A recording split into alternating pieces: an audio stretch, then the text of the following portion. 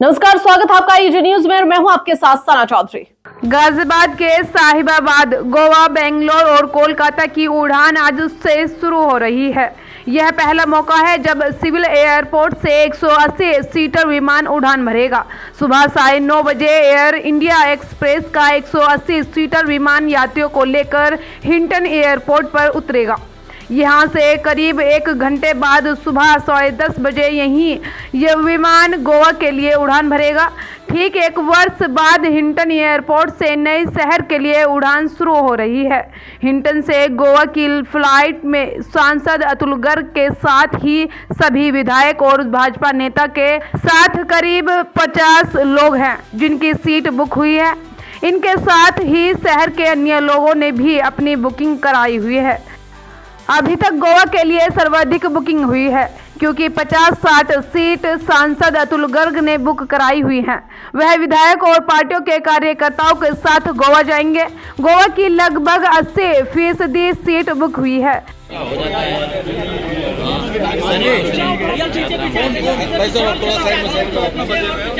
Aviation के secretary साहब मोहल्लम जी, airport authority of India, पत्रकारों को मेरा नमस्कार।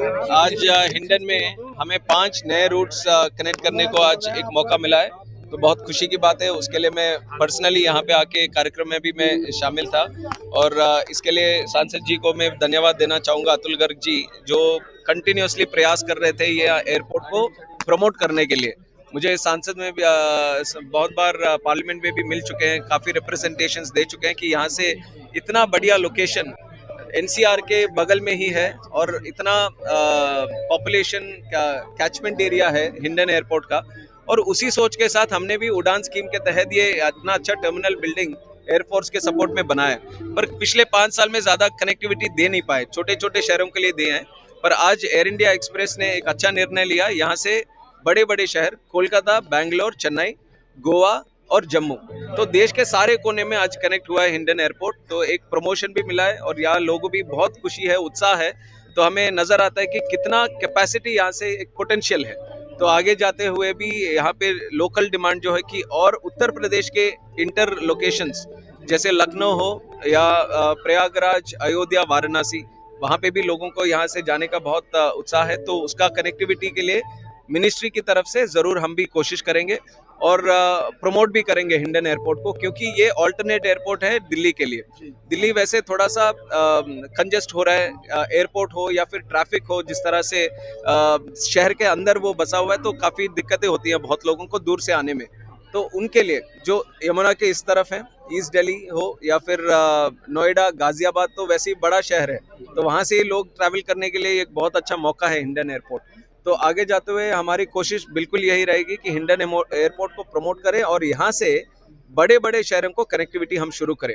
और लोकली भी हमने बात किया है, राज्य सरकार से भी बात करेंगे कि यहाँ पे जो लैंडस्केपिंग हो या आने का जो है उस सब को भी थोड़ा सा और बेहतरीन करें, ताकि ये जैसे दिल्ली एयरपोर्ट जाते वक्त एक फील आता है, उसी तरह से हिंडन एयरपोर्ट का भी एक फील जो आए वो बढ़ाए। तो उसकी तरफ से हम कोशिश करेंगे। सर, अब तक जो फ्लाइट्स उड़ रही थी उनकी सीटिंग कैपेसिटी कम थी, लेकिन अब जो फ्लाइट उड़ेगी उनकी सीटिंग कैपेसिटी कितनी है? ये बहुत अच्छा पॉइंट आपने नोट किया है।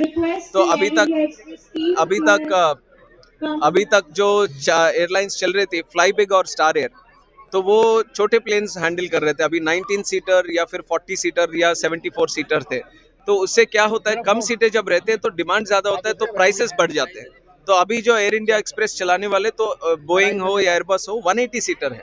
जब सीट्स ज़्यादा बढ़ेंगे तो प्राइसेस भी कम होंगे, क्योंकि डिमांड और सप्लाई का ये रहता है। तो उसके वजह से ये आज एक आप कह सकते हैं कि हिंडन एयरपोर्ट में एक नया दौरा शुरू होने वाला है, क्योंकि बड़े प्लेन्स यहाँ पे चलने लगेंगे।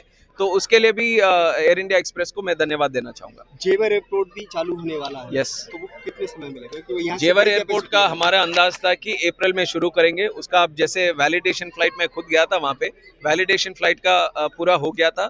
अभी जो एंड के छोटे छोटे जो काम रहते हैं उसका काम चल रहा है और हम तो यही पुश कर रहे हैं कि जितना जल्दी हो सके वो भी बने। ये western area, Noida, greater Noida, Ghaziabad, Faridabad, Delhi, ये शहर इतना बड़ा हो गया है अभी एनसीआर नेशनल कैपिटल रीजन का। यहाँ पे तो दूसरा एयरपोर्ट तो होना ही है। अभी जैसे हिंडन हम ऑपरेट कर रहे हैं, इसके कैपेसिटी की वजह से इसका जो लिमिटेशन होगा इसका होगा, बट उसके बावजूद भी जेवर एयरपोर्ट की भी ज़रूरत है, तो इसलिए हमारी तरफ से कोशिश करें कि उसको जल्दी से पूरा करें। हमारा टाइमलाइन था कि अप्रैल में करें और उसके लिए हम पुश कर रहे हैं। सर आपने कहा है कि लंदन की फ्लाइट भी यहाँ से शुरू करने की कोशिश करेंगे, क्या कुछ मतलब उसकी आगे की रूपरेखा रहेगी? नहीं, मेरा कहना का संभावना था कि यहाँ से इंटरनेशनल कनेक्टिविटी की भी हो सकती है आगे जाकर, जिस तरह से लोकेशन वाइज है। तभी मैंने कहा हिंडन से लंदन भी उस एस्पिरेशन के साथ हमें आगे बढ़ना चाहिए। और जैसे मैंने कहा, प्रमोशन करने के लिए ये सब बातें तो कहनी पड़ती हैं। और एयरलाइंस को भी मैं ये कहता हूँ कि अगर हो सके तो इंटरनेशनल एयरलाइंस, क्योंकि ये क्या है, टीम एफर्ट है। जैसे मिनिस्ट्री हो, एयरलाइंस हो, एयरपोर्ट हो, सबको साथ में मिलकर काम करेंगे ना, तभी ये कनेक्टिविटी का बढ़ावा हमें देखने को मिलता है। तो एयरलाइंस से भी हम कहना चाहेंगे कि हिंडन से आप इंटरनेशनल कनेक्टिविटी का भी देखिए। जिस तरह से डोमेस्टिक में आज एक डिमांड हमें नजर आ रहा है, इंटरनेशनल का भी रहेगा, तो उसके तरफ भी हम कोशिश करेंगे।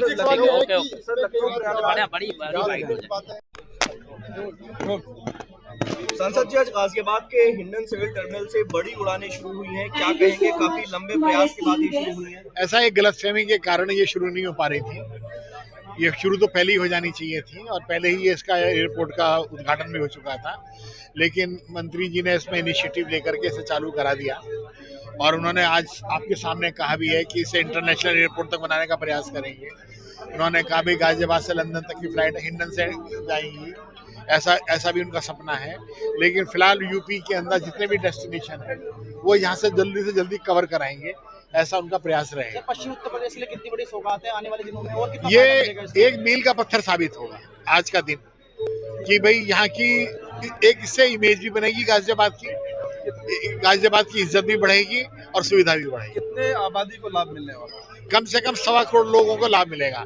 बागपत, मेरठ, गाजियाबाद और पूरा का पूरा उत्तर दिल्ली। हम देख रहे थे ऐसा कि मेरठ से भी काफी सवारी आई हुई है आज पहली यात्रा के लिए। अभी आप देखिएगा, यहाँ पर सभी लोग आएंगे, खुर्जे से भी आएंगे, बुलंदशहर से भी आएंगे। सांसद जी, किस तरह के आपके प्रयास रहे, क्योंकि कई महीने के बाद फ्लाइटें शुरू हुई हैं? एक गलतफहमी ये थी कि GMR ने स्टे ले रखा है और अधिकारियों को भी गलत पता था, तो वो पेपर मैंने निकलवा करके चेक करे तो उस पर स्टे नहीं था। ये मैंने शासन की मंत्री जी के नॉलेज में डाला और 1 महीने के अंदर उसका रिजल्ट आ गया। सांसद जी, एक सवाल ये भी है, फ्लाइटें शुरू तो हिंडन से होती है लेकिन लगातार कैंसिल होना शुरू हो जाती है। जैसे आज भी नांदेड़ की फ्लाइट जो है यहाँ से कैंसिल है, क्या कहेंगे? मुझे लगता है कि अब स्थितियां बदलेंगी, आज के बाद से स्थितियां बदलेंगी।